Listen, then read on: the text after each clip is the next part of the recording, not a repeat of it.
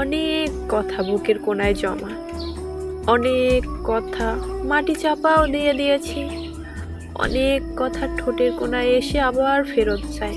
শুধু এই কথা চিন্তা করে, আমার কাছে কথাগুলো রাইট, ওর কাছে তো কথাগুলো নাও সঠিক হতে পারে। অপমান করতে পারে, অবহেলা করতে পারে, তুচ্ছ করতে পারে, ছোট করতে পারে, আর কত হব। এসব চিন্তা করে অনেকটা চেপে গেছি, অনেকটা চুপ থাকি, অনেকটা স্তব্ধ হয়ে গেছি। আসলে আমার এই নীরবতা, আমার এই স্তব্ধতা, আমার এই নিজেকে গুটিয়ে নেওয়া, এগুলো আসলে তার মনকে না একটুও নাড়া দেয়নি। তো তখনই আমি বুঝলাম যে আসলে আমার চুপ থাকাই দরকার। মন খুলে কথা বলা আমার মতো মেয়েদের আর কি অধিকার নেই মন খুলে কথা বলা।